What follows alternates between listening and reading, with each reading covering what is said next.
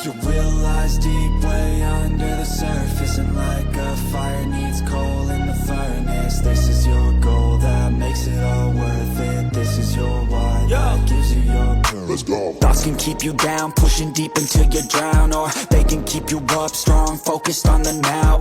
Glass half full, or has it been emptied out? Well, that's all up to you and your mind. Do you doubt anything, everything, not a thing? Make my thoughts work for me.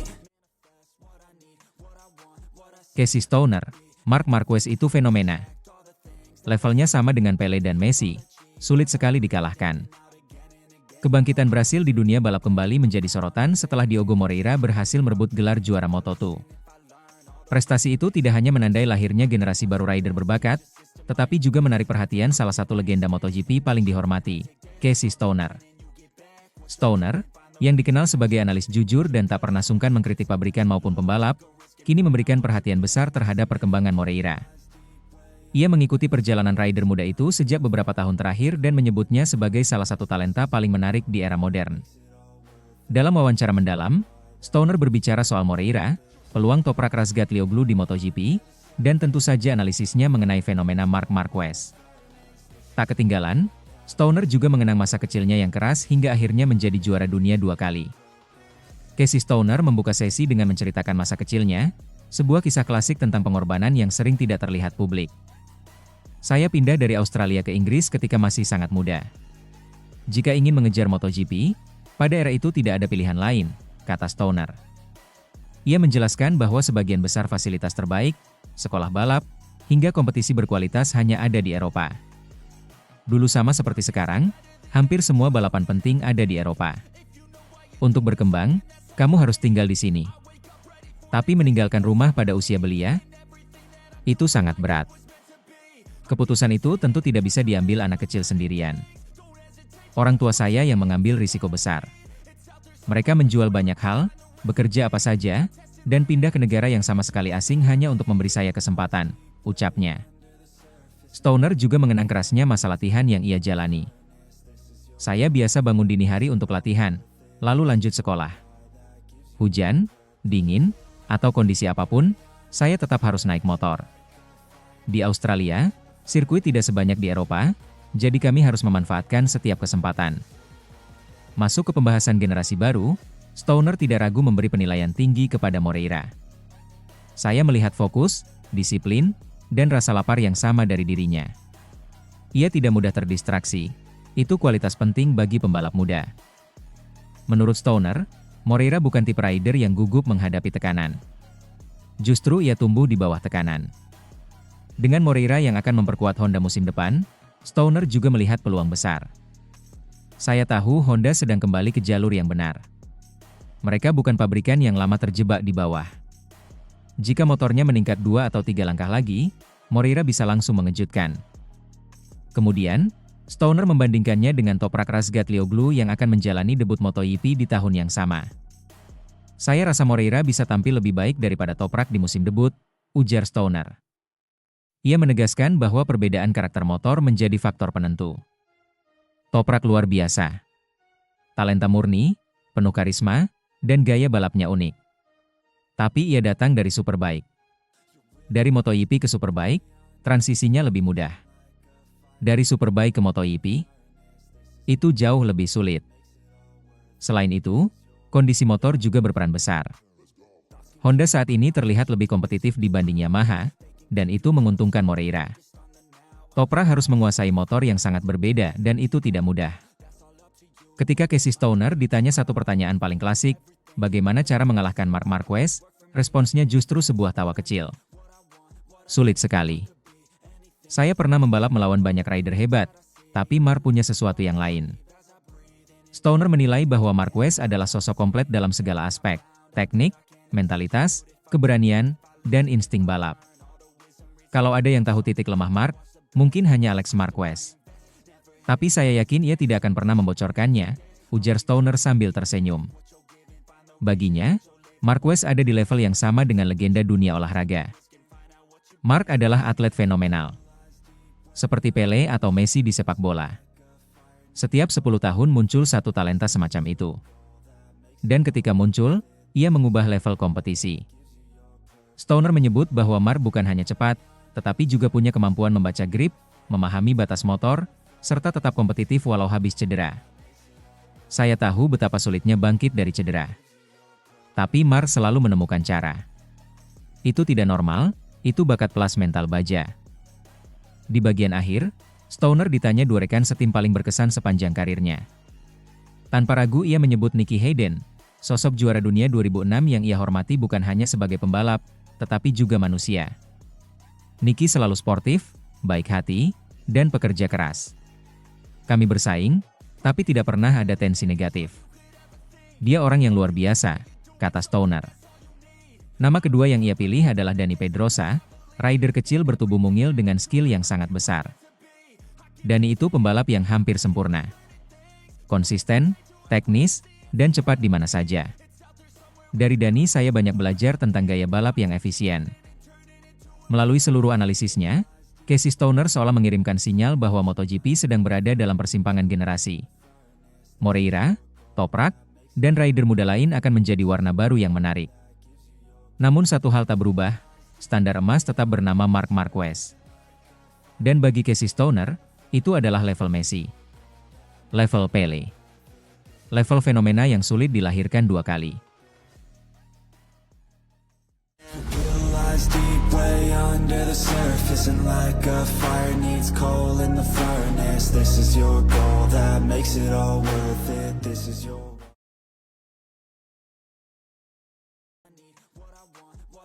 Bawa-bawa Jorge Lorenzo, Maverick Vinales bicara cara saingi Marc Marquez CS di MotoGP 2026. Pintu musim 2026 memang belum terbuka, tetapi Maverick Vinales sudah membuat suasana paddock MotoGP terasa panas. Bagaimana tidak, rider KTM Tech3 itu tiba-tiba membahas cara menantang Marc Marquez dan para rival papan atas lainnya, seraya membawa-bawa nama legenda MotoGP, Jorge Lorenzo. Langkah yang terkesan berani, sekaligus menunjukkan ambisi besar Top Gun untuk menyongsong era baru bersama KTM. Vinales memang sudah kadung dikenal sebagai pembalap yang penuh potensi tetapi kerap tertahan inkonsistensi. Ia pernah jadi ancaman besar saat membela Yamaha, sempat melejit bersama Aprilia, lalu mengambil langkah mengejutkan pindah ke KTM Tech3. Dan kini, memasuki musim 2026, ia jelas tidak ingin sekadar jadi pelengkap grid. Ia ingin jadi ancaman. Ia ingin berada kembali dalam perebutan podium. Dan untuk itu, ia tahu ia butuh sesuatu, orang yang spesial. Karena itu, ketika nama Jorge Lorenzo muncul sebagai sosok yang ingin ia datangkan sebagai pembimbing teknis, isu ini langsung meledak di kalangan penggemar MotoGP. Pasalnya, Lorenzo bukan sembarang legenda. Ia seorang juara dunia 3 kali MotoGP, salah satu jagoan tertajam soal racing line, pengereman bersih, dan kecepatan konstan yang hampir mustahil disaingi pada masa jayanya. Dalam beberapa pekan terakhir, rumor soal KTM ingin mempekerjakan Lorenzo memang semakin keras terdengar. Konon, pabrikan Austria itu mencari sosok berpengalaman yang bisa membantu para rider mereka memahami karakter RC16 yang terkenal agresif, sekaligus membantu memperhalus gaya berkendara agar lebih bersahabat di tikungan. Kabar yang paling menarik, Vinales dikatakan sudah lebih dulu mengontak Lorenzo secara langsung. Tidak menunggu KTM bergerak, ia sendiri yang mengambil inisiatif. Hal ini menunjukkan satu hal, ambisi Vinales benar-benar besar, dan ia sadar siapa yang bisa mengubah gaya membalapnya menjadi lebih tajam dan efisien. Dalam wawancara dengan Motosan, ia menegaskan keyakinannya terhadap nilai yang bisa diberikan Lorenzo. Pembalap selevel Jorge bisa membantu dalam semua hal. Ia punya banyak pengalaman, sudah memenangkan kejuaraan dunia, dan sangat teknis. Aspek terakhir ini sangat menarik bagi saya. Dengan dia, saya bisa berkembang, kata Vinales. Bagi seorang pembalap yang sudah bertahun-tahun mengaspal di MotoGP, pengakuan seperti ini bukan hal yang biasa. Vinales seolah mengatakan bahwa musim 2026 bukan sekadar lembar baru, tetapi lembar yang ingin ia tulis dengan tinta emas. Vinales tahu persis siapa yang ingin ia kejar. Marc Marquez, yang meski telah memasuki 2026 sebagai salah satu pembalap tertua di grid, tetap menjadi ancaman nyata. Kemampuan adaptasinya, mental juara dunianya, dan agresivitasnya di tikungan masih membuat banyak rider segan. Lalu ada Francesco Bagnaia, sang juara dunia 3 kali, yang konsisten menjadi tolok ukur balap bersih dan efisien. Belum lagi Pedro Acosta, sensasi muda yang setiap musim tampil makin ganas dan semakin banyak dipuji sebagai calon raja MotoGP masa depan. Dalam situasi seperti itu, Vinales paham bahwa sekadar cepat saja tidak cukup. Ia membutuhkan pendekatan baru, referensi baru, dan orang yang bisa memberikan sudut pandang berbeda. Dan siapa yang lebih tepat dari Jorge Lorenzo, raja racing line yang paling klinis yang pernah ada? MotoGP modern, seperti yang dijelaskan Vinales, adalah permainan detail. Bukan lagi soal siapa yang paling berani membuka gas, melainkan siapa yang paling halus dan efisien memanfaatkan setiap aspek motor. Di MotoGP saat ini, dengan selisih 1/10 detik, yang sebenarnya bukan apa-apa, Anda bisa naik dari posisi kelima menjadi pemenang. Saya ingin mencoba meningkatkan kemampuan pengereman dan gaya berkendara saya, ujarnya. Pernyataan itu menunjukkan bahwa Vinales sangat sadar di mana kekurangannya. KTM dikenal sebagai motor yang tangguh di akselerasi dan pengereman, tetapi masih butuh penyempurnaan dalam kestabilan tikungan panjang. Area yang justru menjadi spesialisasi Lorenzo.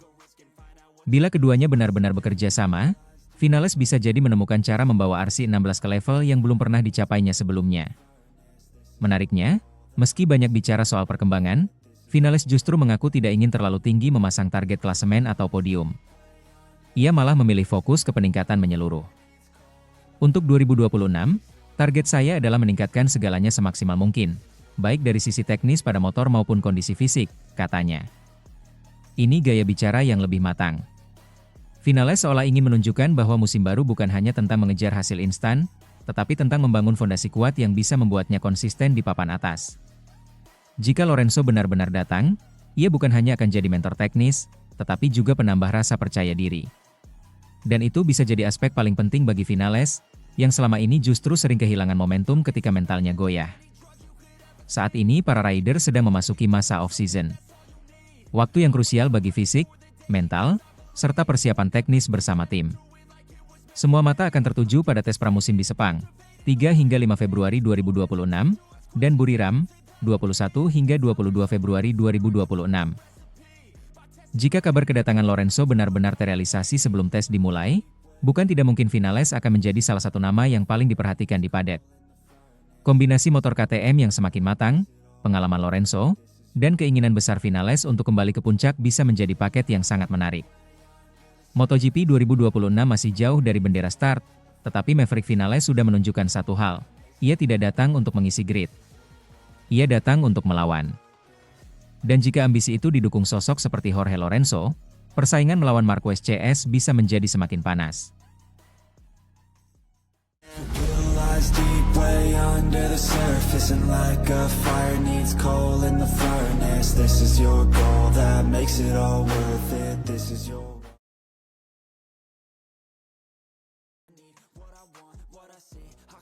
Adik Valentino Rossi ogah ikuti cara Marc Marquez, pilih independen ketimbang towing.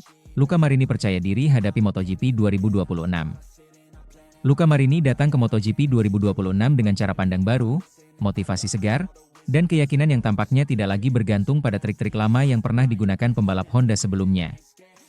Di saat banyak rider mencari segala cara untuk mengamankan waktu terbaik, termasuk memanfaatkan towing, Marini memilih jalannya sendiri, tampil independen, percaya struktur motornya, dan tidak mengadopsi metode yang dulu menjadi senjata Marc Marquez. Penampilan Marini di MotoGP 2025, khususnya pada seri terakhir di Valencia, menjadi bukti bahwa Honda masih bisa berharap. Di saat HRC membutuhkan rider yang mampu mengamankan minimal posisi ke-7 demi mengangkat level konsesi dari D ke C untuk musim 2026, Marini tampil sesuai kebutuhan. Tanpa drama, tanpa sensasi, namun penuh keefektifan, ia menuntaskan balapan dengan kepala dingin dan memastikan Honda naik satu tingkat menuju era yang lebih kompetitif. Bukan pekerjaan mudah.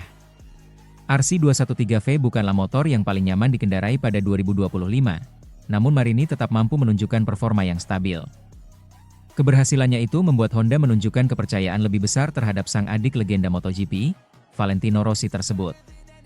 Dan Marini pun membalasnya dengan sikap optimis terhadap potensi motor baru Honda musim depan. Salah satu aspek yang menjadi sorotan adalah bagaimana ia memilih strategi time attack, baik di sesi latihan bebas, praktis, maupun kualifikasi. Di era aeromodern ini, banyak rider mencari celah apapun untuk mendapatkan posisi start ideal. Marc Marquez, ketika masih berjuang di Honda beberapa tahun lalu, beberapa kali memanfaatkan slipstream alias towing untuk meraih lap cepat. Ketika RC213V kehilangan keunggulannya, Marquez menggantungkan banyak upaya time attack-nya pada angin yang ditarik motor lain. Strategi itu sering berhasil. Slipstream membantu Marquez menambah kecepatan di trek lurus, mengurangi drag, dan membuatnya mampu mencatatkan waktu yang mustahil jika ia sendirian. Namun, tidak semua pembalap merasa cocok dengan pendekatan itu. Dan Luca Marini termasuk salah satu yang memilih menjauhi teknik tersebut. Menurutnya, towing mungkin memberikan efek psikologis positif, tetapi secara teknis justru memperburuk performa motor masa kini. Faktor aerodinamika adalah alasan utamanya. Saya pikir mengikuti seseorang adalah hal yang bagus untuk pikiran Anda, tetapi secara teknis itu lebih buruk, ujar Marini seperti dikutip Crash. Karena sekarang dengan aero, motor bekerja lebih baik jika Anda sendirian. Pernyataan itu tidak sekadar opini. Ini adalah hasil pengamatan seorang pembalap yang paham betul bagaimana RC213V bekerja dalam kondisi turbulensi udara modern. Aero Package MotoGP sekarang jauh lebih sensitif dibandingkan 6 atau 7 tahun lalu. Ketika seorang pembalap berada terlalu dekat di belakang motor lain, efek dirty air jadi masalah besar. Downforce berkurang, stabilitas bagian depan terganggu, dan tikungan cepat jadi jauh lebih berisiko. Bagi Marini, keuntungan Slipstream tidak sebanding dengan kerugiannya. Memang ada masa ketika trik tersebut sangat efektif. Di era sebelum aero radikal seperti saat ini, pembalap yang masuk ke zona Slipstream bisa mendapat kecepatan ekstra tanpa banyak kompromi pada stabilitas motor. Marquez memanfaatkannya di akhir-akhir masa Honda, sehingga beberapa kali mencuri posisi baik meski RC213V dinilai banyak orang tidak cukup cepat. Namun bagi Marini, yang kini menjadi salah satu sosok sentral dalam proyek kebangkitan Honda, risiko teknis terlalu tinggi untuk sebuah lap kualifikasi. Ia melanjutkan, jika Anda membutuhkan sesuatu yang ekstra untuk pikiran, motivasi, atau hal lain, bagus untuk mengikuti seseorang saat putaran kualifikasi. Tetapi jika Anda sendirian, motor mengekspresikan dirinya paling baik. Kalimat itu terdengar sederhana, tetapi mengandung pesan penting. Marini percaya pada motornya, dan percaya diri pada kemampuannya sendiri. Di tengah tekanan besar untuk membantu Honda bangkit setelah beberapa musim sulit, ia lebih memilih pendekatan yang konsisten dan terukur dibanding mencari jalan pintas. Ia bahkan menegaskan bahwa jika targetnya adalah meraih pole position, bekerja sendirian adalah pilihan paling logis. Saya pikir untuk mencoba meraih posisi terdepan selalu lebih baik untuk berjalan sendirian, tegasnya. Pendekatan independen ini sedikit banyak menunjukkan karakter Marini sebagai pembalap.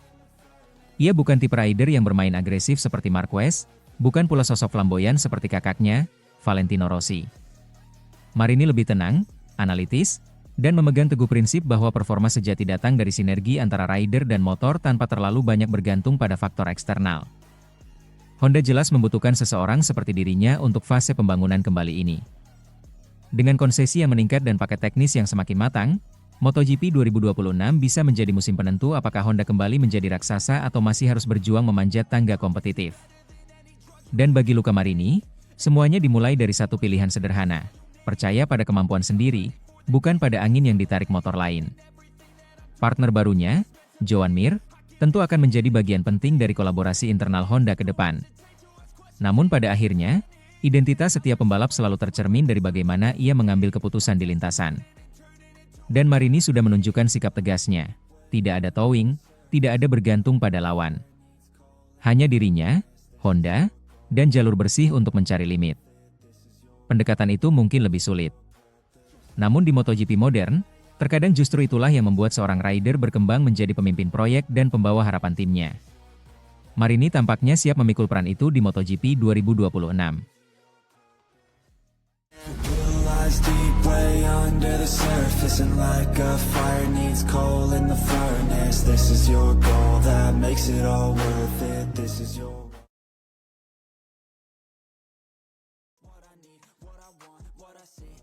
Jorge Lorenzo peringatkan Marc Marquez soal Pedro Acosta. Kalau naik Ducati, bakal jadi ancaman paling serius. Jorge Lorenzo, salah satu legenda MotoGP yang dikenal tak pernah basa-basi, kembali melontarkan peringatan keras. Kali ini ditujukan langsung kepada sang juara dunia MotoGP 2025, Marc Marquez. Bukan soal cedera, bukan soal Honda atau persaingan tim pabrikan, melainkan tentang satu nama yang terus membetot perhatian dalam 2 tahun terakhir, Pedro Acosta. Sang bayi hiu, yang baru 2 musim berada di MotoGP itu memang belum memiliki paket sempurna. Namun, potensi mentah, kecepatan alami, Dan etos kerja fanatiknya membuat banyak orang percaya bahwa ia adalah generasi penerus Marquez, bahkan mungkin satu-satunya rider yang bisa menyaingi legenda asal Cervera tersebut dalam duel jangka panjang. Dan kini, rumor kian kencang, Acosta dikabarkan menjadi target serius Pertamina Enduro VR46, satu dari dua tim satelit Ducati. Tahun 2027 disebut-sebut sebagai titik temu semua kepentingan. Ducati butuh rider muda bintang, VR46 butuh ikon baru, dan Acosta butuh motor yang mampu memaksimalkan bakatnya. Lorenzo melihat semua tanda itu. Dan baginya, situasi ini seperti alarm besar bagi Marquez. Lewat wawancara bersama GP1, Lorenzo menegaskan bahwa MotoGP era sekarang tidak lagi sama dengan era 2010-an. Adaptasi yang dulu mudah bagi debutan kini berubah menjadi tembok yang sulit ditembus. Sekarang, jauh lebih sulit untuk langsung menggebrak, ujar Lorenzo. Moto2 tidak punya elektronik, sedangkan MotoGP sekarang seperti mengendarai pesawat luar angkasa. Perbedaannya sangat besar. Sementara jatah tes sangat sedikit. Jadi butuh waktu lama untuk menyatukan semuanya. Lorenzo kemudian menyebut nama-nama besar yang dahulu bisa langsung menggemparkan dunia, seperti Marc Marquez pada 2013 atau Max Biaggi pada 1998. Namun, generasi hari ini tak memiliki kemewahan motor simpel dan regulasi longgar seperti dulu. Meski demikian, dari semua rider muda yang muncul satu dekade terakhir, hanya satu yang dinilai Lorenzo paling mendekati kemampuan menggebrak sejak hari pertama, seperti Biaggi dan Marquez, Pedro Acosta. Acosta menjalani debut MotoGP pada 2024 dengan KTM, tim yang dikenal punya potensi besar namun masih kalah level dibandingkan Ducati. Menurut Lorenzo, hal itu adalah satu-satunya yang menahan ledakan Acosta. Satu-satunya orang yang mungkin bisa melakukan apa yang Biaggi lakukan adalah Pedro, tegas Lorenzo. Kalau pada tahun debutnya dia pakai Ducati, saya yakin hasilnya jauh lebih mencolok dibandingkan saat memakai KTM. Ucapan ini bukan pujian kosong. Lorenzo, yang dikenal sebagai salah satu pembalap paling teknis sepanjang sejarah, tahu betul bahwa adaptasi terhadap Ducati lebih mudah untuk rider agresif seperti Acosta. Karakter Rins, Martin, dan Bastianini beberapa tahun terakhir membuktikan satu hal, gaya menyerang cocok dengan DNA Ducati. Dan kalau Acosta diberi senjata terbaik di grid, Desmo Sedici, Lorenzo meyakini akan terjadi perubahan besar dalam peta kekuatan MotoGP. Marc Marquez baru saja menutup musim 2025 dengan gelar dunia ke-9, sekaligus mencatat comeback terbesar dalam sejarah modern setelah kepindahannya ke Ducati Lenovo Team. Namun, Lorenzo menilai Marquez mungkin akan menghadapi masalah besar jika Ducati menaruh Acosta di salah satu kursi mereka pada 2027. Pedro dengan Ducati akan sangat berbahaya bagi Marquez, ujarnya lugas. Marquez memang sangat kuat, mungkin masih lebih komplit dibanding Pedro. Tetapi Acosta punya keuntungan besar, usia muda. Acosta berusia 23 tahun pada 2027. Marquez akan berusia 34. Perbedaan 11 tahun bukan angka kecil dalam olahraga sekeras MotoGP, terutama ketika berbicara soal reaksi, stamina, dan risiko cedera. Apalagi Acosta disebut masih utuh, belum mengalami cedera besar yang menggerogoti mental dan fisiknya. Dan satu hal yang membuat Lorenzo terkesan adalah etos kerja Acosta yang ekstrim. Dia bekerja sangat keras. Dari pukul 6 pagi sampai pukul 10 malam, ujar Lorenzo. Ini bukan hanya soal bakat. Ini soal bagaimana dia memeras dirinya sendiri untuk terus berkembang. Karakter seperti ini sangat jarang ditemukan pada rider muda modern.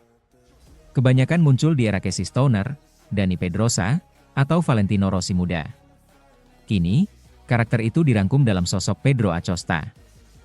Jika rumor kepindahan Acosta ke Ducati benar-benar terjadi, MotoGP bisa menyaksikan salah satu duel terbesar dekade ini, Marc Marquez versus Pedro Acosta dalam satu ekosistem motor paling kuat. Marquez masih dalam kondisi prima meski usia bertambah. Pengalaman, kecerdikan, dan insting balapnya tak tertandingi. Namun Acosta membawa sesuatu yang tak bisa dilawan oleh siapapun, waktu.